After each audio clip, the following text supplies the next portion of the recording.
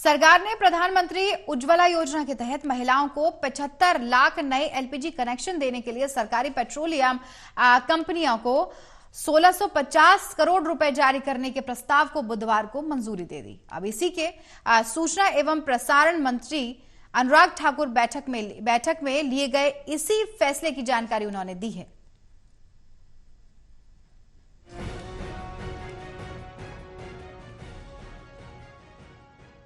1 मई 2016 को शुरू की गई इस उज्ज्वला योजना के लाभार्थियों की तादाद फिलहाल 9 करोड़ 60 लाख है।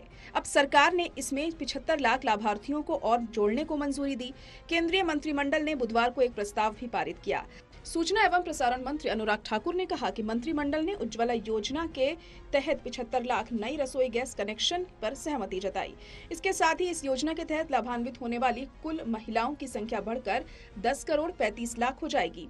इस पर कुल 1650 करोड़ रुपए का खर्च आएगा, जिसका बोझ केंद्र सरकार उठाएगी।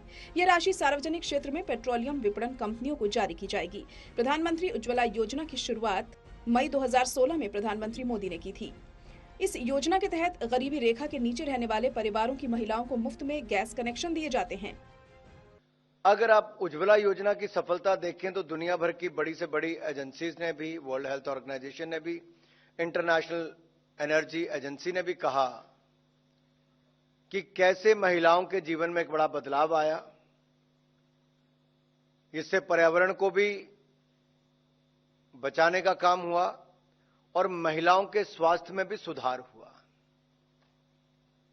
9 करोड़ 60 लाख रसोई गैस के सिलेंडर अब तक दिए जा चुके हैं उज्ज्वला योजना के अंतर्गत, और आज मुझे कहते हुए प्रसन्नता है कि 75 लाख मुफ्त एलपीजी के कनेक्शन अब और दिए जाएंगे मांग को देखते हुए, ताकि गरीब और जरूरतमंद महिलाओं को इसका लाभ मिल सके।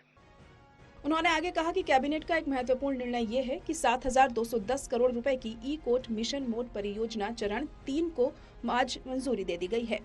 इसका लक्ष्य ऑनलाइन और पेपरलेस अदालतों की स्थापना करना है। इससे न्यायिक प्रणाली और अधिक पारदर्शी हो जाएगी। कागज रहित अदालतों के लिए ई फाइलिंग और ई भुगतान प्रणाली को सार्वभौमिक बनाया जाएगा। डेटा संग्रहित करने के लिए क्लाउड स्टोरेज बनाया जाएगा। सभी अदालत परिसरों में 4400 ई सेवा केंद्र स्थापित किए जाएंगे।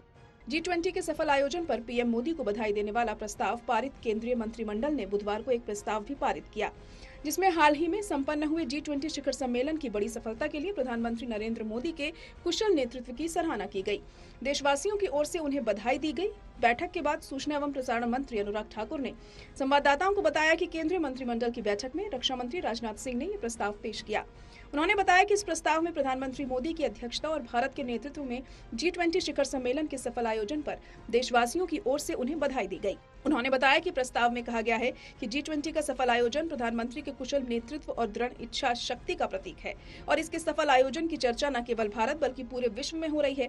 ठाकुर के अनुसार इसमें कहा गया है कि नई दिल्ली घोषणा पत्र पर आम सहमति भारत की बढ़ती ताकत और प्रधानमंत्री मोदी के नेतृत्व में दुनिया के देशों को एक मंच पर लाने का परिचायक है।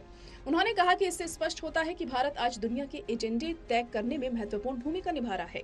प्रस्ताव में कहा गया कि भारत ने हमेशा समावेशी विकास और समावेशिता की बात की है और G20 समूह में अफ्रीकी संघ को शामिल किया जाना इसे सिद्ध करता है। सूचना प्रसारण मंत्री ने बताया कि भारत आज वैश्विक दक्षिण की आवाज बनकर उभरा है। ग्लोबल साउथ शब्द का इस्तेमाल अक्सर विकासशील और अल्प विकसित देशों के लिए किया जाता है, जो मुख्य रूप से अफ्रीका, एशिया और लैटिन अमेरिका में स्थित हैं।